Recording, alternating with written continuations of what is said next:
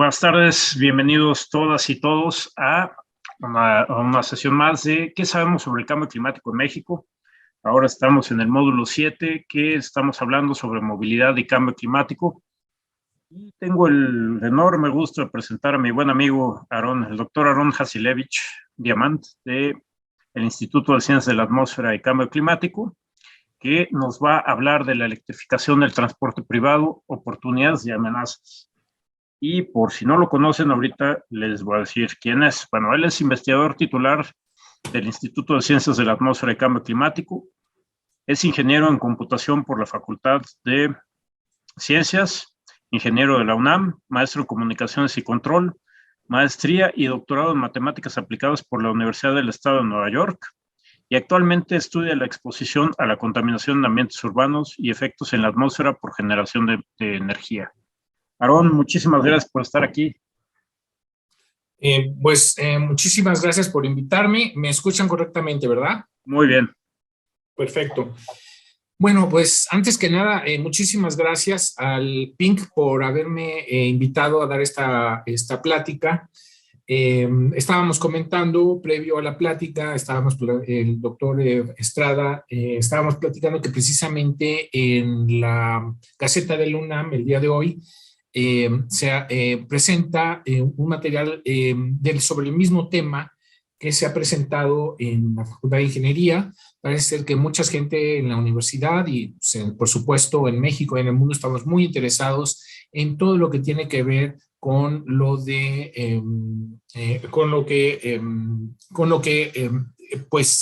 es el tema de electromovilidad. Entonces llamó la atención para muchos de los estudiantes que quieran estudiar o llevar a cabo estudios prácticos sobre la cuestión de electrificación de la transporte privado, pues lean estos documentos que salen en la Gaceta Universitaria y acudir con el profesor Portilla de Ríos Antonio del Río Portilla en la Facultad de Ingeniería. Bien, yo por mi parte, voy a hacer un estudio, voy a hablar un poquito más sobre la cuestión en general de este fenómeno que ya está sobre nosotros, que es la cuestión de electrificación del transporte privado. Y espero que ilumine algunos, tanto desde el punto de vista optimista, que sí es una oportunidad interesante la electromovilidad, pero también señalar cuáles son las amenazas para estar prevenidas y poder evitarlas lo más posible. Déjenme ver.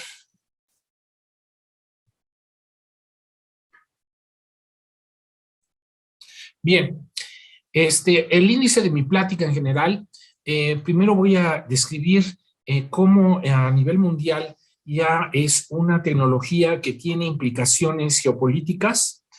Voy después a platicar sobre el ciclo de vida y emisiones de gases de efecto invernadero, que tiene las implicaciones que tiene la electrificación de la flota vehicular.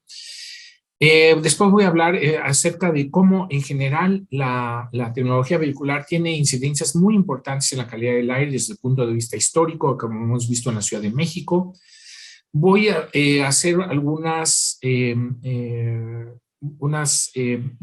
señalar algunos puntos sobre algunos estudios que se han hecho recientemente sobre autos electrificados en la Ciudad de México. Voy a hablar sobre los últimos temas que se han salido acerca sobre el consumidor y los vehículos eléctricos. Después de todo, todos nosotros somos consumidores. Y voy a hacer unas consideraciones finales que pongo el título de cómo llegar a tiempo a la cita. La cita es ahora con esta tecnología que tiene tanto oportunidades como amenazas. Bueno, empezaré con la geopolítica y los vehículos eléctricos. Bueno, saco esto de las notas del periódico de hace algunos meses atrás, en donde una de las principales políticas que pone el presidente de Estados Unidos al asumir la presidencia es como una meta como parte de su presidencia es precisamente electrificar los automóviles. Y para eso está calculando que se van a necesitar, para llevar a cabo su plan, 174 billones americanos para que en los siguientes 10 años, los vehículos eléctricos sean la forma de transporte preferida, sobre todo para el transporte privado. Entonces, esto ya es una meta que está siguiendo pues los Estados Unidos a nivel nacional. Y esto es lo que él pretende es pues llenar a los Estados Unidos lo más posible de estaciones de carga para que entonces se pueda desarrollar la tecnología y por eso está proponiendo aproximadamente 41,000 estaciones que sean distribuidas en Estados Unidos para que un americano, cuando salga por vehículo, así como encuentra gasolineras, pues ahora encuentre lo que llamamos aquí en México electrolineras. Esto lo pueden ver, salió en las noticias del New York Times de hace algunos, en el marzo del 2021. Bien, sin embargo, Estados Unidos no es el único. Esto lo estoy copiando tal cual del periódico pues que toda esta es información pública, en donde pues es China la que actualmente es la que domina el mercado de la producción de baterías, que va a ser pues muy importantísimo a nivel, como dijimos, estamos hablando aquí ya de una cuestión geopolítica, en donde habla de tener 93 gigafactorías, donde se van a elaborar baterías de litio, ion litio, y actualmente tienen ellos 93 y en Estados Unidos solamente hay 4.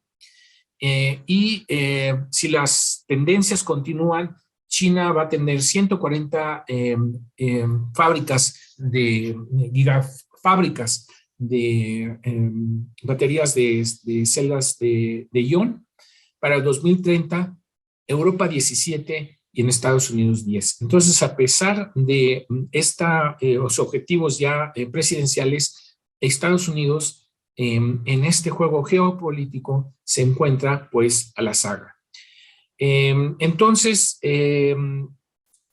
esto va a hacer que Estados Unidos sea dependiente para satisfacer su demanda si se quiere dar el caso de que se va a electrificar pues los vehículos, sobre todo en la parte de transporte privado. Y bueno, esto lo pueden ver ustedes en el Washington Post, eso salió en febrero del 2021. Entonces, la dinámica geoactual nos indica que estamos en medio de una competencia estratégica entre actores muy importantes para poder acceder a estas nuevas tecnologías. Bueno, entonces lo que quiero aquí poner en claro es que esto ya es una cuestión de competencia. Están compitiendo ya aquí los actores económicos más importantes del mundo para ver quién se sitúa en la cima de esta tecnología y quiénes son los que se van a volver dependientes. Bueno, ahora voy a hablar sobre los ciclos de vida y emisiones de gases de efecto invernadero. ¿Es en verdad los vehículos eléctricos una oportunidad para reducir en forma importante los gases de efecto invernadero? Bueno, les ofrezco esta información. Esta información es, en unos momentos les voy a presentar información pues muy reciente que salió el mes pasado cerca de ciclos de vida por la producción y el uso de automóviles eléctricos desde su elaboración hasta su retiro. Y tenemos entonces, y se comparan estos con el mismo ciclo con los automóviles convencionales. Aquí tenemos, por ejemplo, los automóviles a gasolina de tamaño medio, y aquí tenemos lo que viene siendo el equivalente de automóviles eléctricos Y vemos nosotros que estamos hablando de una reducción del 50% en el ciclo de vida de emisiones de gases de efecto invernadero en forma de CO2 equivalente por milla de recorrido de los vehículos. Y esto es para un automóvil de tamaño medio y esto es para un automóvil de tamaño mayor. Vemos nosotros que durante la manufactura se tienen pues similares, aunque es un poquito más alto la emisión de gases de efecto invernadero por los vehículos eléctricos, pero a la hora de ser utilizados durante su operación, pues la reducción es mayor de gases de efecto invernadero en los autos eléctricos, de tal manera que si analizamos el total del ciclo de vida, tenemos una reducción muy importante por parte de la utilización de gases por la utilización de automóviles eléctricos. Entonces, esto en verdad es una pues, oportunidad. Pueden ustedes ver esto por estos artículos publicados en esta pues, revista de científicos preocupados en Estados Unidos. Es una fuente importante de información, sobre todo en estos temas, y que pues los invito a verlo. Entonces, podemos nosotros concluir que en efecto los autos eléctricos son más amigables con el medio desde este punto de vista, gracias a estos estudios. ¿Ok? Y esto es cierto en los Estados Unidos y durante la mayor parte, como dije, de las emisiones se ahorran durante la vida útil. ¿Qué tan amigable o no amigable los automóviles eléctricos son? También dependen de la región, porque como nosotros sabemos, una batería no genera electricidad, es un lugar en donde nosotros almacenamos energía.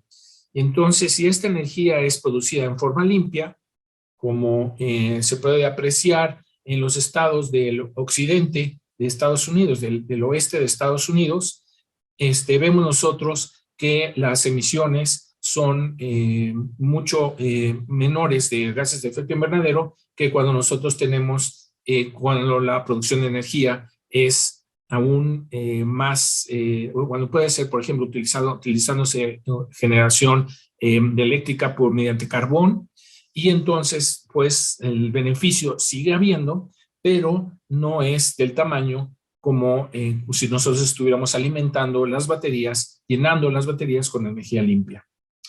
Aquí tenemos un estudio mucho más reciente, es del mes pasado, en donde se incluyen ya no solamente los vehículos medianos, sino también en este estudio ya se incluyen las camionetas SUV y las pickups, como la Cheyenne, como la Ford 150 o 250. Y también se hace este análisis de ciclo de vida. Ustedes aquí pueden ver que esto es una publicación muy reciente de este mismo año por este autor, Woody, y sus coautores. Y aquí está todo el ciclo de vida, pero ahora tenemos los automóviles de combustión interna, los automóviles híbridos y los automóviles full electric, tanto para sedanes, SUV y las camionetas pick-up. Y entonces podemos nosotros ver, bueno, tenemos que hacer la comparación entre cada una de las clases y vemos nosotros que el ciclo de emisiones, pues, podemos aquí hacer, ver el ciclo de emisiones debido al uso de automóviles eléctricos. ¿Ok? En esta misma revista, ustedes pueden ver que se hace la comparación aquí entre automóviles eléctricos, sedanes, SUVs y pickups. Aquí compara autos eléctricos de combustión interna y aquí compara eléctricos y autos híbridos. Perdón, aquí hay un error.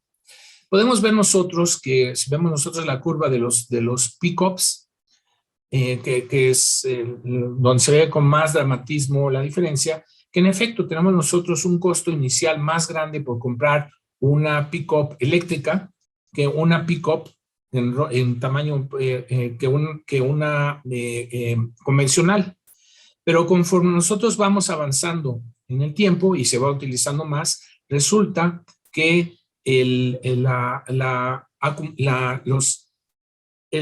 emisión acumulada de gases de efecto invernadero se va a reducir, es más lenta en el automóvil eléctrico, en el pick-up eléctrico, que en el pick-up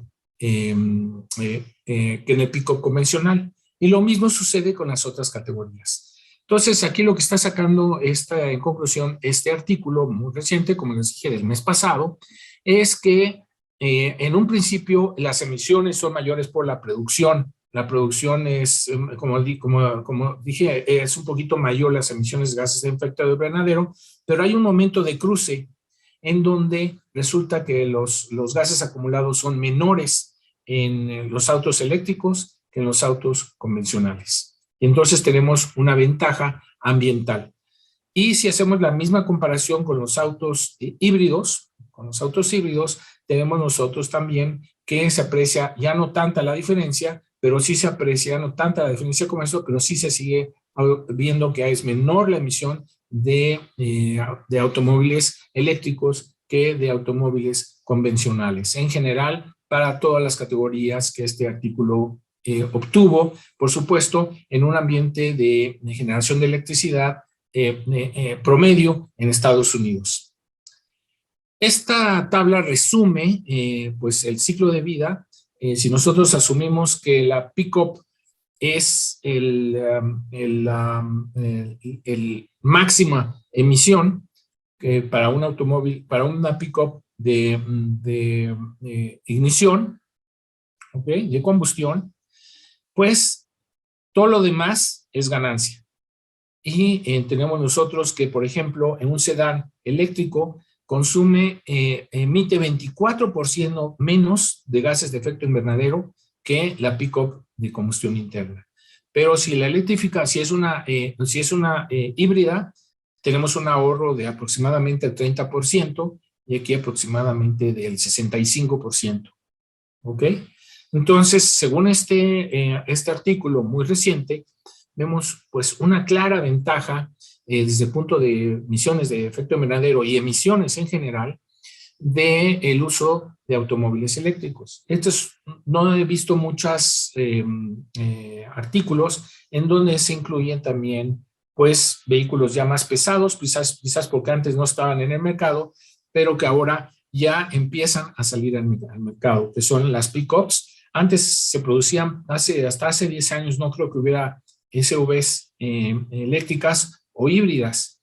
Esto es relativamente reciente y por lo tanto el estudio pues se aboca a lo más reciente, que es cuando ya tenemos entonces mayores producción y está más presente en el mercado las pick-ups y SUVs, tanto híbridas como eléctricas. Entonces, pues según este libro, todo indica que precisamente la electrificación del transporte privado pues va a significar ahorros muy importantes en las emisiones de efectos invernadero.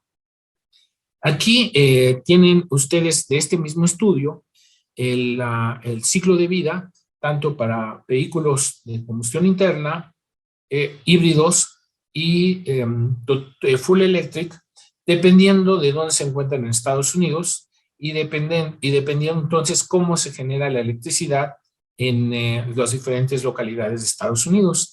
Y vemos nosotros, como lo vean, que las emisiones cuando se utilizan vehículos eléctricos, full electric, son las emisiones en donde quieran de ver ustedes Estados Unidos, básicamente en forma general, se reducen en forma importante las emisiones de gases de efecto invernadero, como lo indica. El peor caso sería el pick-up de ignición, de combustión interna, y el mejor caso, por supuesto, es el sedán de full electric o de eléctrico completo, y todos los casos intermedios.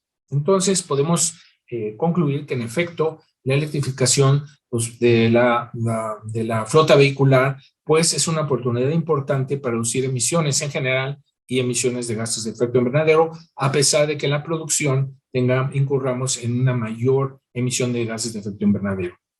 Esto es resultados de una... ahora voy a hablar un poquito más sobre las amenazas. No tengamos duda de que en efecto las emisiones de gases invernadero se reducen, pero entonces voy a hablar ahorita un poquito sobre las amenazas. Por ejemplo, en la cantidad de cobalto que nosotros utilizamos en nuestro teléfono inteligente es de aproximadamente 5 a 10 gramos.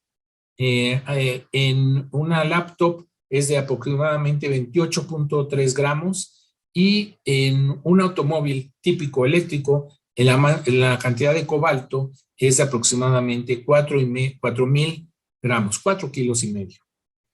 ¿Ok? Y bueno, ¿de dónde sacamos?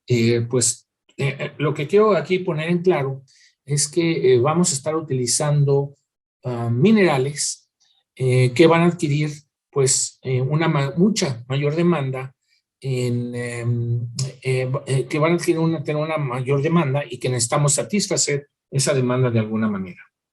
¿Ok? Aquí tengo una mapa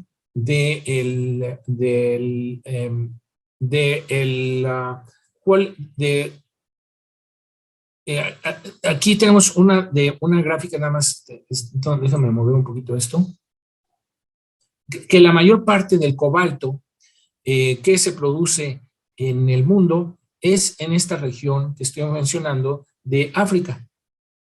¿Ok? Por supuesto, podemos platicar de todo esto también acerca del litio. En México hay lugares importantes donde se puede explotar el litio. En Sudamérica, en Bolivia, hay lugares, parece ser que hay lugares en donde hay gran cantidad de litio, creo que también en Argentina.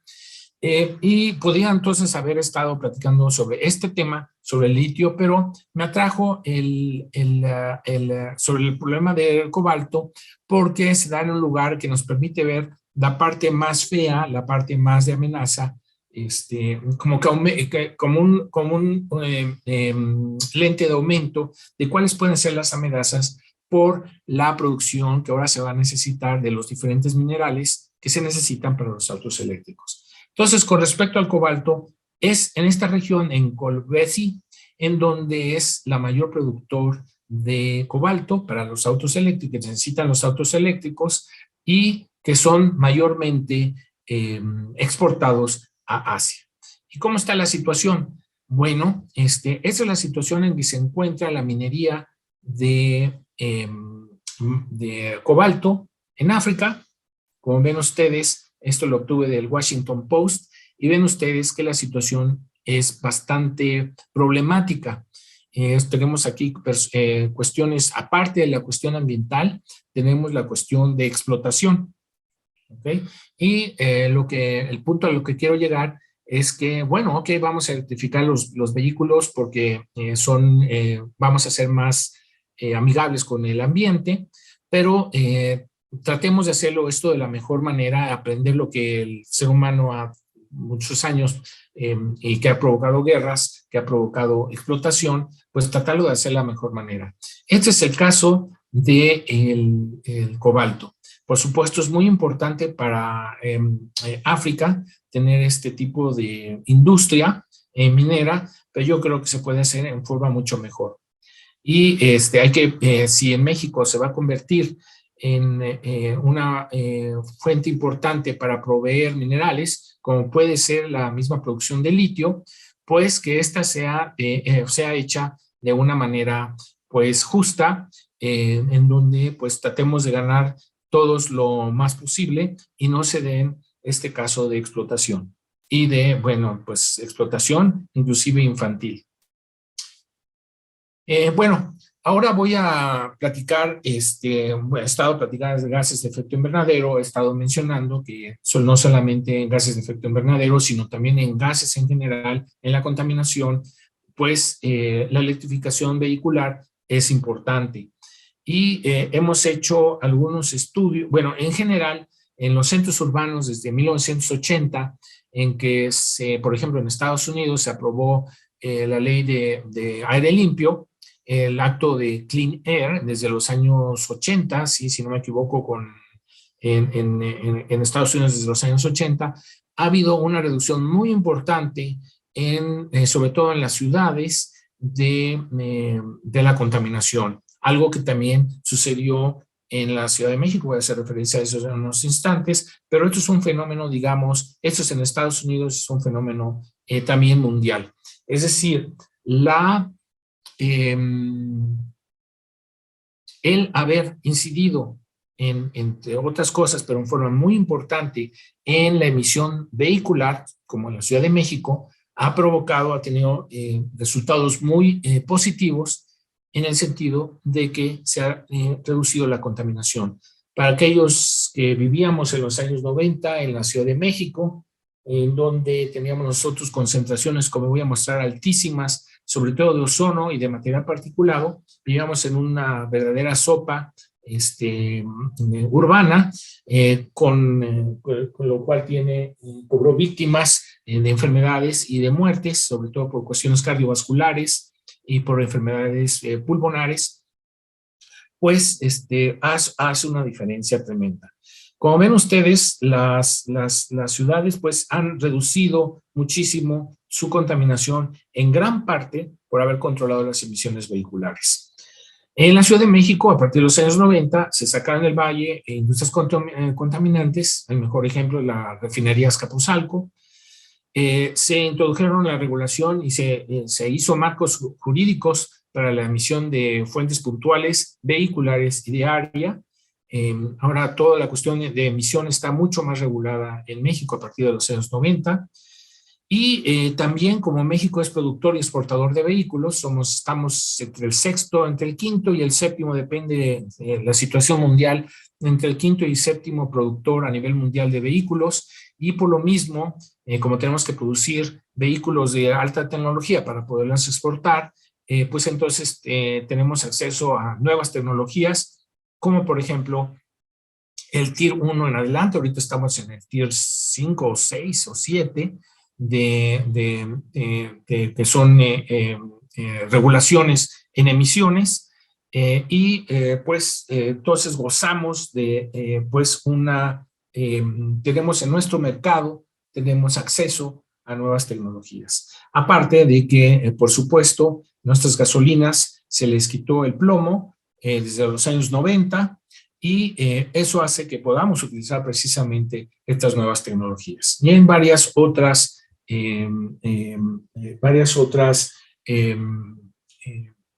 medidas, políticas ambientales, pues que hacen que en la Ciudad de México hoy tengamos una calidad de aire mucho mejor que la que teníamos en los años 90, aunque por supuesto todavía tenemos bastantes problemas todavía, como los que estoy mostrando aquí. Esto es cómo estaba la calidad del aire. Esto es el máximo de ozono en los años 90. Llegamos a tener en un máximo de más de 480 partes por billón de ozono.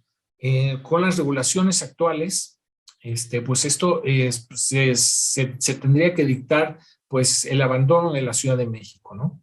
Y vemos nosotros cómo esto es las concentraciones mensuales, y vemos nosotros cómo la tendencia, por lo menos de ozono, ha ido a la baja.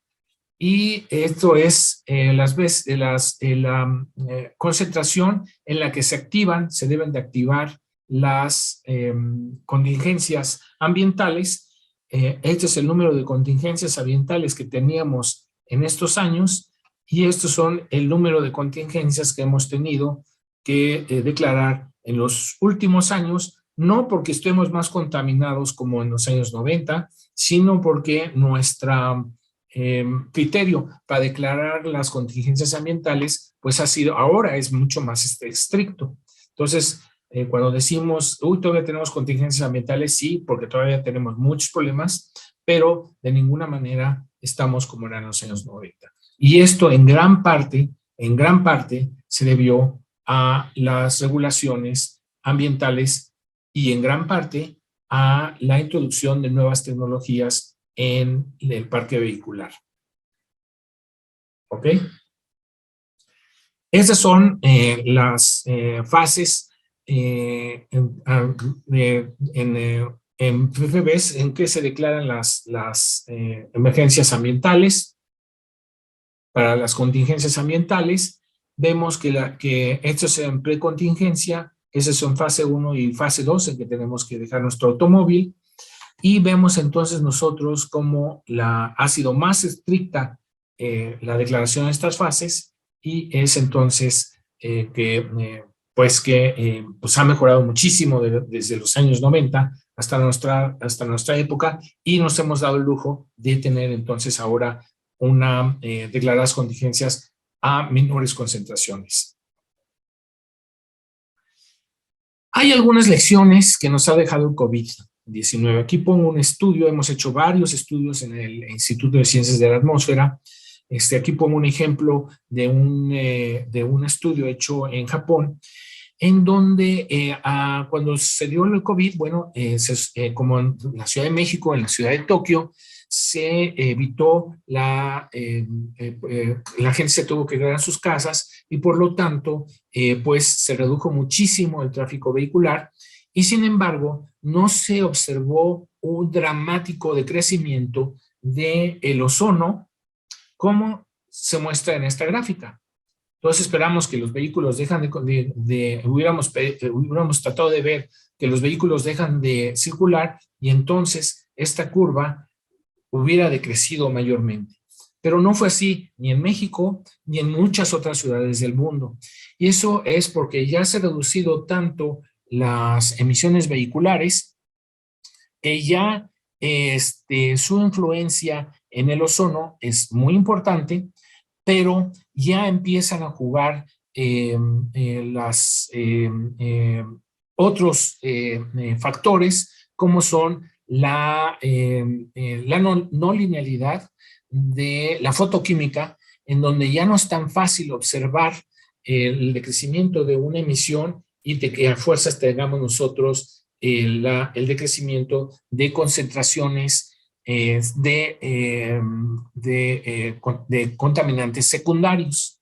Podemos reducir las emisiones de óxidos de nitrógeno y las emisiones de hidrocarburos, pero por efectos de la fotoquímica, en los niveles en que nos encontramos en muchas ciudades, y por efectos de no linealidad de la fotoquímica, no necesariamente se pueden apreciar un decrecimiento muy claro en las concentraciones de un contaminante secundario por el ozono. Acordémonos que el ozono no es emitido por los vehículos.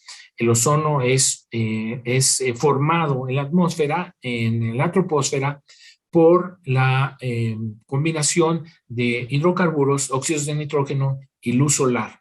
Y esto es un proceso no lineal, y entonces debido al lugar en donde nos encontramos en la fotoquímica, pues ya no es tan fácil pues ver estas reducciones. Y esto es importante para aquellos que quieran ver una reducción importante de ozono, porque se electrificó la flota vehicular. El COVID nos enseña que esto no va a ser tan fácil de apreciarse.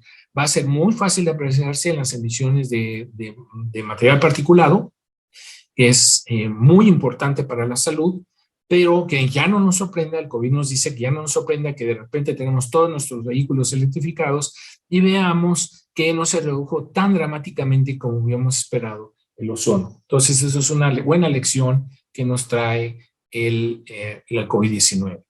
Entonces, es posible que los decrementos en emisiones vehiculares quizás ya no se reflejen tanto en la disminución de O3 como sucedió con la introducción de nuevas tecnologías vehiculares en los años 90. Entonces, estamos prevenidos para eso. ¿Ok? Bueno, sobre estudios acerca de autos electrificados en la Ciudad de México, hicimos un estudio en el instituto en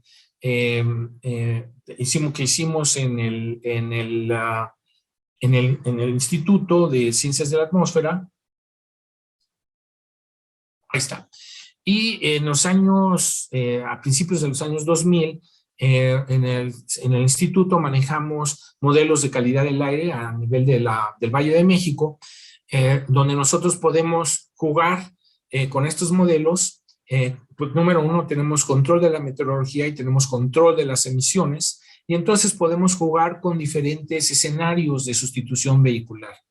Hicimos un ejercicio en el 2004 en donde agarramos la Ciudad de México tal cual como era, y después agarramos y en nuestro modelo electrificamos, pusimos de autos híbridos, porque todavía no había autos eléctricos en esos tiempos, pusimos un 20% de automóviles híbridos, y vimos si se hubiera podido ver una diferencia en las concentraciones de ozono, que es un contaminante secundario. Y en efecto, pudimos ver para diferentes escenarios meteorológicos cómo se reducían hasta en un 7% las concentraciones de ozono en partes muy altamente pobladas de la ciudad.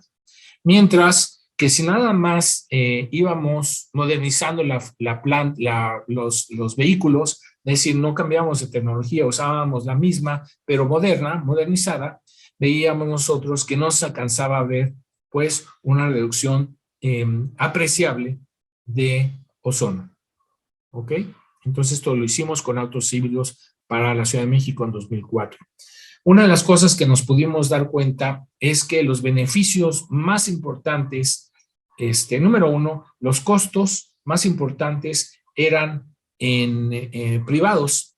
Sin embargo, estos se reducían conforme pasa el tiempo, como forma similar, y conforme se iba hibridizando la flota vehicular, íbamos teniendo beneficios de energía. Creo que estábamos, esto estaba en dólares, como la sociedad hubiera empezado a tener un beneficio neto por la hibridización de la flota vehicular. ¿Ok? Vimos nosotros que los costos, los beneficios en salud también empiezan a ser importantes. Hay menos gente enferma, hay gente menos hospitalizaciones, hay gente que ya no tiene que faltar al trabajo, hay una mamá que no tiene que quedarse en casa a cuidar al hijo y puede salir a trabajar. Y entonces empezamos a ver que también se empiezan a reflejar los beneficios en salud pública, pero lo más notable era que conforme se empezó a hibridizar la flota vehicular y llegamos hasta un 20%, los costos, los beneficios en salud, en energía, pues fueron los que más pintaron. Y pues pueden a ustedes ver aquí que entonces tenemos costos al principio, pero llega un momento en que se equilibran, teniendo para esos tiempos estos precios del dólar, del litro de gasolina, ¿ok? Podríamos ver nosotros que llega un momento en que se empiezan a apreciar beneficios aún con diferentes cotización de la gasolina durante esos años, ¿ok?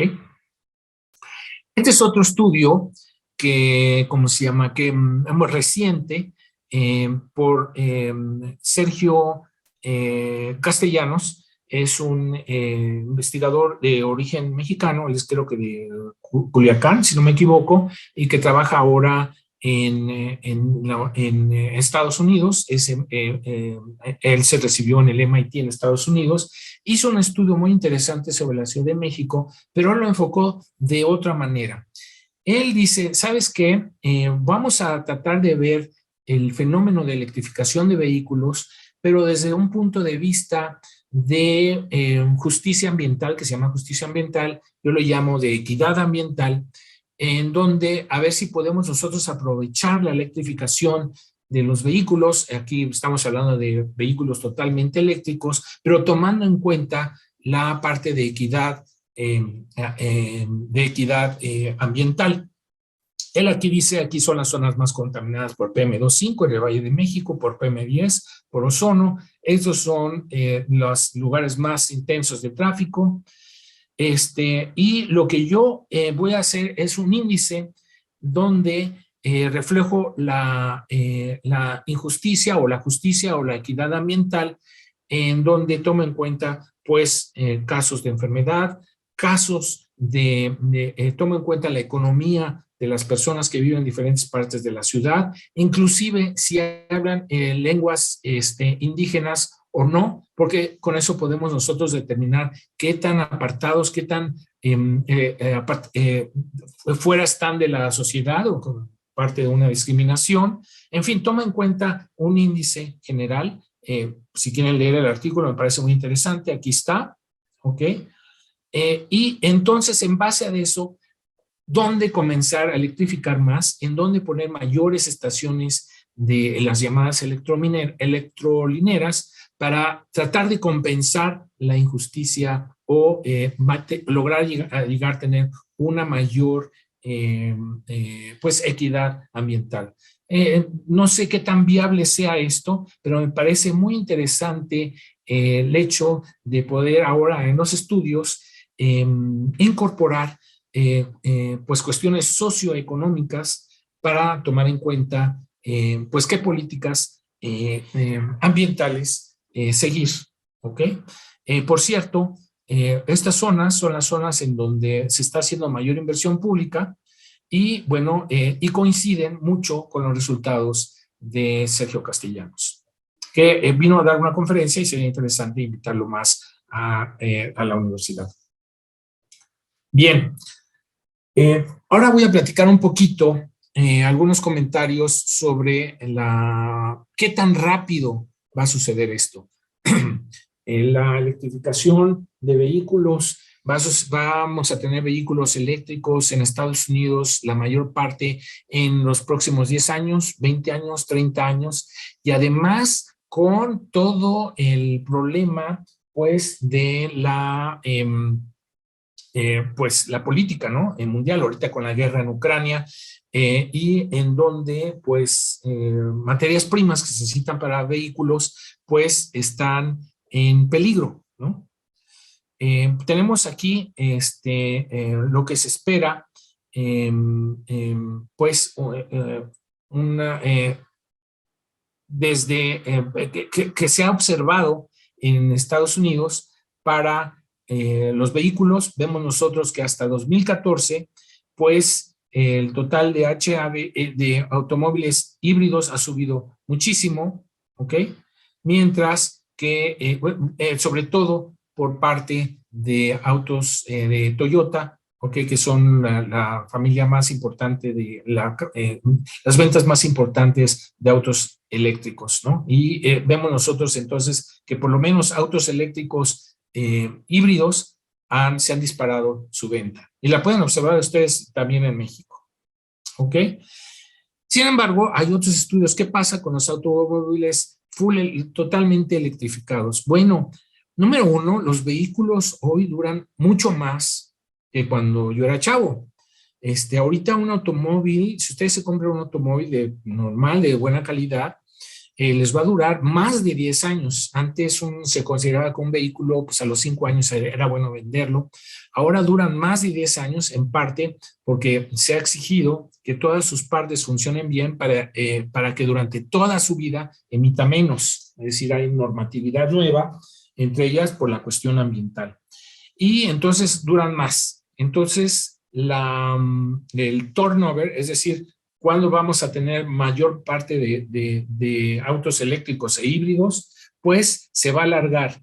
Por ejemplo, si tenemos nosotros que vendemos, esta es la venta de vehículos eléctricos, ¿ok? Vamos a lograr, esto es conforme se va vendiendo más y más autos eléctricos. Si seguimos este escenario, vamos a tener que para el año 2050 solamente, lo podemos ver medio vacío, medio lleno, tendremos 41% de autos híbridos, ¿ok? Y en esto eléctricos, bueno, de autos eléctricos, ¿ok?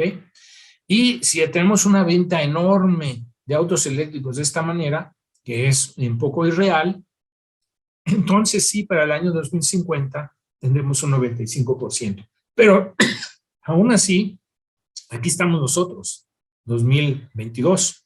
Entonces tendremos que esperar una gran cantidad de años, según estos escenarios, para ver verdaderamente nosotros que se ha cambiado completamente la flota vehicular. Entonces, esto no va a ser de la noche a la mañana, sino va inclusive a tardar bastante tiempo y para poder nosotros en Estados Unidos, por lo tanto en México, ver si un cambio verdaderamente dramático. ¿Ok? Según esto, tendremos que esperar hasta el 2050, según si estas son las ventas de autos eléctricos, ¿ok? O si tenemos 100% de venta de autos eléctricos en 2030 y tantos, lo cual es un poquito, pues, optimista, pues tendríamos que esperar hasta el año 2050 para tener todos los vehículos electrificados. Y si tomamos un escenario normal, vemos que será un 41%. Ahora, quisiera, no sé si ya me estoy agotando en tiempo, pero esto es, me voy a saltar bastante porque ya estamos un poquito agotándonos el tiempo. Aquí tenemos nosotros, si ustedes compran un auto eléctrico y un auto convencional, por ejemplo, una camioneta RAV, después de 15 años, van a ver ustedes que la camioneta eléctrica va a costarles, o por lo menos híbrida, les va a terminar por costar menos. Les cuesta más al principio, pero si después de 15 años se van a ahorrar, pues van a tener una cosa, se van a ahorrar una pequeña lana. Si tienen ustedes un Tesla o un Nissan Altima y ustedes esperan 15 años, pues sí le costó más barato el Nissan Altima, pero ya no por tanto. ¿Ok? Ya la diferencia entre estos dos, ¿cómo se llama? Aquí está el precio por, les cuesta un poquito más caro, este está un poquito más a la derecha que el Altima. Y entonces, vemos nosotros que cuando ustedes se compran un auto eléctrico, pues no le tienen que hacer cambio de aceite, le tienen muchísimo menos mantenimiento, en fin, se ahorra muchísima lana, dependiendo también del uso. Y entonces, y si toman en cuenta ustedes el precio de la gasolina y si toman ustedes el precio de llenar una batería, pues a la larga pueden tener ventajas económicas. ¿Ok? Además, estamos pensando que las baterías, ahorita estamos en épocas de guerra y hay una serie de problemas, lo de la pandemia, etcétera, etcétera, pero se espera que los precios de las baterías de litio pues bajen y entonces todo esto va a modificarse, todo a favor de los autos eléctricos. ¿Ok? Entonces, bueno, un trabajo mucho más reciente, esto también es de noviembre del 2021, se hizo un estudio en este periódico, Wall Street Journal, en donde, bueno, si yo me compro hoy un carro eléctrico, verdaderamente me ahorro o no me ahorro lana después de cierto tiempo. Y resulta que en efecto, que si ustedes viven en Spokane, en donde la generación de electricidad es, por cierto, a través de hidroeléctricas, y ustedes cargan su vehículo en su casa, tienen un sistema para cargar de electricidad de su automóvil, sí se ahorran después anualmente un buen dinero. ¿Ok? Pero si ustedes van a viajar y van a hacer viajes largos, y en esos viajes van a tener que usar electrolineras, en donde ya no es tan barata actualmente el kilowatt, entonces pueden perder dinero. Pero si ustedes tienen un cargador en su casa, pues al final del camino cargan de noche, etcétera, etcétera, pueden tener un buen ahorro. Y aquí están los resultados finales de los ahorros a los que se pueden hacer bajo ciertas circunstancias normales de uso en las diferentes ciudades de Estados Unidos. ¿Ok?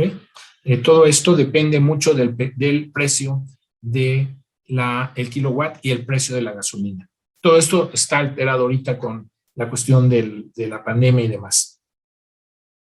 Bueno, nada más quisiera yo 5 minutos y termino. Cómo México debe llegar si vamos a llegar o no a tiempo a la cita.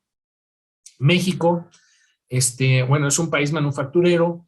La importancia del petróleo como parte de su PIB, por lo menos hasta el 2019, ha ido bajando con el tiempo. Además, como había mencionado, México es el 6º fabricante de vehículos y con eso se aporta el 20% del PIB manufacturero, y esto es el 3.8% del PIB nacional. Así que es de suma importancia para la economía nacional, la manufactura de vehículos. Es una parte más importante de su economía, mientras que el petróleo pues va a la baja. ¿Ok? Y bueno, lo malo es que nosotros producimos automóviles de combustión interna. ¿Qué va a pasar cuando el mercado empiece a ir hacia el automóvil de full electric? ¿Y cómo va entonces México a adecuarse a esos cambios en el mercado? ¿Ok? Eso es importante saberlo. Y esto ya es opinión mío. Para estar preparados, tenemos para poder incorporar esta tecnología en forma limpia, entre comillas, a México, es mediante renovables y por lo menos gas natural. Tenemos que aumentar la capacidad de producción de electricidad, algo de que todavía ni siquiera se habla, y aumentar la capacidad de distribución de electricidad, como aquí ya no se habla. Empecé la plática diciendo los billones de dólares que estaba el presidente Biden dispuesto a gastar para aumentar la capacidad de distribución de electricidad, pero aquí ese es un tema que ni siquiera se habla. Tenemos que orientar públicas hacia más bajas emisiones, orientar las regulaciones, etcétera, etcétera. Por supuesto, nunca olvidar transporte público, eso es indispensable. Aquí hablé del transporte privado, pero el transporte público en ciudades es indispensable. Y bueno, pues tener cuidado en proponer marcos jurídicos y regulatorios para la extracción de materias primas, como expuse, incorporar en la currícula de nuevas tecnologías, formar cuadros técnicos capacitados, como está haciendo ahorita la Facultad de Ingeniería, como les mencioné al principio, y crear laboratorios experimentales en la cuestión de baterías, investigar la investigación para darle una segunda vida a las baterías de vehículos. Y en mi opinión debemos entrar por la puerta abierta de la academia, intercambios, mandar muchachos y muchachas jóvenes a estudiar este tipo de tecnologías a diferentes partes del mundo. Es una puerta abierta. Y pues, eso es quizás una idea un poco radical en México, el diversificar las compañías petroleras en compañías generadoras de energía, que no sean compañías petroleras, sino generadores de energía, como en algunas ocasiones lo ha intentado hacer Exxon y BP. Por cierto, el creador de las baterías de litio, que son lo que hace posible los autos eléctricos, fue para estos investigadores, y muchos de ellos, creo que Goodenough, le pusieron su laboratorio Exxon cuando Exxon quería convertirse en una compañía generador de electricidad, ya no de petróleo, y fue gracias dio muchísimo dinero para que se perfeccionaran las baterías de litio. Y ahora sí, ya, creo que llegué al límite. Muchísimas gracias, Aaron. Súper interesante, y tenemos un montón de preguntas. Sí, si quieren, si termina a la una, pero si no me quedo un rato más, con mucho gusto. Sí, más o menos como a la 1:05 por ahí tenemos que terminar. Entonces te las digo rápido. Ya las mías te las hago yo después privado, ¿no? Qué bueno. Oye, mira, tenemos aquí una pero es que esto se mueve, de Marcelo Moscoso Pantoja. Sigue Bacadehuachi, ubicado en el noreste de Sonora, siendo uno de los yacimientos de litio más grandes del mundo, con reservas de 243 millones de toneladas, según Mining and Technology. En Bolivia se halla el salar de Uyuni, que está entre los principales reservorios de litio Cierto. mundialmente, pero la explotación es ínfima y ni qué decir con la industrialización. Sí. Bueno, todo esto es parte de la reforma energética que se está proponiendo ahorita, en donde ya se incluye el litio.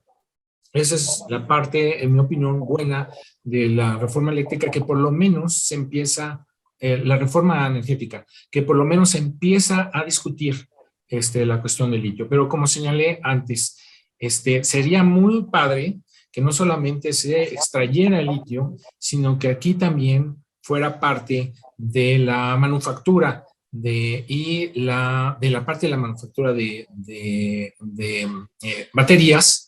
Número uno, porque estaría cerca de la fuente de explotación. Número dos, porque México puede contar con cuadros preparados, o debería de contarlos con cuadros preparados, para no solamente explotar en forma justa, como dije, dentro de un marco jurídico, el litio, sino que también aquí se quedara parte, por lo menos parte de la manufactura que no se hace en Bolivia. Y eso yo creo que sería la parte importante, medular, de tratar de mantener, ¿ok? Para pues tener mayores, producir productos con mayor beneficio económico, ¿no? No solamente el mineral. Pues ya Y dije, ese efecto es cierto que es muy importante, pero que ya está ahorita en la reforma energética. pues sí, bueno, yo dije que no te iba a preguntar, pero ya que lo mencionas, ahorita nos ponías en la presentación cómo los beneficios de la electrificación vehicular dependen mucho del tipo de energía o la fuente de la energía, ¿no? ¿Qué tanto, por ejemplo, una reforma eléctrica que se vaya más hacia el carbón y hacia este tipo de fuentes podría contrarrestar un esfuerzo enorme de electrificar la flota vehicular?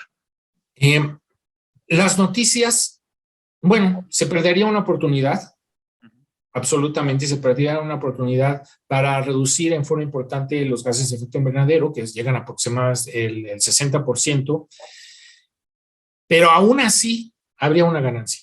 Okay. Aún así, supongamos, vemos en Estados Unidos en lugares en donde cargan los vehículos con carboníferas y aún así se refleja un descenso en las gases de efecto invernadero. Pero, por supuesto, se deja de aprovechar la gran oferta que tiene esta tecnología.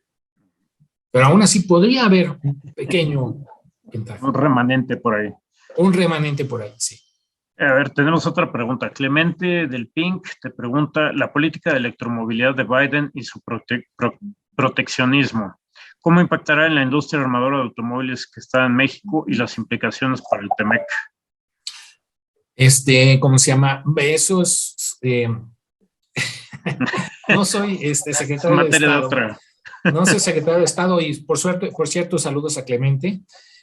¿Cómo se llama? Creo que México va a tener que jugar su carta como socio del TEMEC y lo cual puede ser una ventaja y tratar, como dije, de que parte de la manufactura de las baterías y los vehículos se hacen vehículos eléctricos en México, quede en México. Y ahí tiene que jugar la parte de que somos los vecinos y que somos parte del TEMEC. Es decir, no somos un país con que Estados Unidos no tiene interés, tiene interés en mantener pues que México no esté tan mal, ¿no? Y entonces jugar esa carta, ¿no? Aquí tenemos una pregunta también de Oscar Calderón. Primero te felicita por tu plática, ¿no? A lo cual me uno. ¿Qué sucederá con las baterías desechadas de todos los autos eléctricos proyectados de hoy al 2050? ¿Cuál será el impacto al medio ambiente? Bueno, número uno, el litio no es bueno, hay que tener cuidado, hay muchas otras componentes aparte del litio en las baterías, como el cadmio, como los que estaba mencionando, y otras cosas de tipo de tierras raras. El litio, por supuesto, hay que tener cuidado, pero por lo menos no son tan contaminantes como, por ejemplo, el plomo o como el ácido sulfúrico. Son las otras baterías que usamos ahora en nuestros carros. De hecho, el litio se administra para personas que tienen problemas bipolares. Es que si estamos contaminados con litio, quizás estemos un poquito más calmados, ¿no? Estoy bromeando. Pero eso, por supuesto, yo creo que mencioné en uno de las gráficas que un objeto de estudio muy importante que podría ser y que podríamos nosotros utilizar en México es el estudio de una segunda vida de la batería. Cuando nosotros terminamos de hacer la batería de un auto híbrido, por ejemplo, esa batería todavía tiene el 80% de carga, 80% de carga y ya la tenemos que cambiar. Entonces, esa batería todavía puede tener una segunda vida, como una especie de no break a nivel de casas, a nivel de edificios, podría tener una segunda vida. Y en el caso de otras baterías, que la fabricación de baterías, que ahorita no está organizada de esa manera, pudiera hacerse de tal manera que cuando la batería termina su vida, fuera fácil de reaprovechar. Ahorita cada batería de cada compañía está armada de forma diferente y es muy diferente sacarle sus partes que sean todavía útiles. Si hay una manera de uniformizar eso y con robots y inteligencia artificial, porque todos son iguales, poder nosotros extraer las partes importantes y incorporarlas al mercado, sería interesante. Pero todo eso es objeto precisamente que nos podría corresponder a la academia. Buenísimo. Te echaste como 3 preguntas que había qué en bueno. Facebook sobre baterías. Carlos Gay. Hola, Carlos. Hola, Carlos. Te dice, ¿qué de la reducción de emisiones de CO2 funciona? Sí, lo presenté como aproximadamente una reducción, dependiendo de cómo se genera la electricidad para la batería, puede llegar hasta un 60% de reducción con el ciclo de vida, desde la producción hasta que se saca de circulación el vehículo. Muy bien. Y tenemos de Facebook una pregunta, no es lo mismo justicia que equidad. La justicia se aplica de manera uniforme, mientras que la equidad se enfatiza el sentido de imparcialidad. Totalmente de acuerdo, pero yo como científico puedo hacer lo que puedo medir. La justicia no la puedo medir, pero la equidad sí la puedo medir. ¿Por qué? Porque, por ejemplo, si yo puedo medir las concentraciones de algún contaminante y saber que en un lugar son las mismas que en otro lugar. Y entonces poder llegar a una conclusión medible, objetiva de equidad. Entonces, a mí me interesa en mi área más bien abocarme a la equidad porque la puedo medir, que a la justicia, que no sé cómo hacerle. ¿Ok? Pero, ¿cómo se llama? Cada quien puede aplicar los términos como quiere, le convenga o como sea mejor en su disciplina, ¿no? Y yo creo que cerramos con esta pregunta, es de Ana Camila Frías, desde Bolivia, que nos dice, buenas tardes, respecto al renovar el área automotriz, ¿qué opina acerca de la competencia entre el hidrógeno como combustible y el uso del litio como baterías, ya que el hidrógeno puede tener un menor impacto ambiental que el litio? Bueno, soy de los escépticos y me van a poder probar que estoy en el error con el transcurso del tiempo, pero soy de los escépticos del hidrógeno. Número uno, porque su producción, el 70% de la producción de hidrógeno es mediante regeneración, que implica el uso de hidrocarburos. Si vamos después a utilizar la electricidad para entonces quitarle el hidrógeno al H2O, ¿por qué no mejor lo utilizamos directamente, en vez de forma indirecta, directamente en el vehículo? Aparte, el hidrógeno es difícil de mantener, de transportar y mantener. Soy escéptico del hidrógeno. Sí. Pues, Aarón, te agradezco muchísimo esta plática. Te mandamos las preguntas que quedaron por ahí. Perfecto. Muy, muy interesante y muy importante discutir estos temas. Y bueno, pues me queda invitar a todos y a todas a la siguiente sesión, que va a ser el 24 de marzo, con la doctora Claudia Octaviano Villasana, que nos va a hablar de la movilidad y las metas del Acuerdo de París en México. Pues muchísimas gracias a todos por estar aquí. Les mando un fuerte saludo y nos vemos el próximo jueves.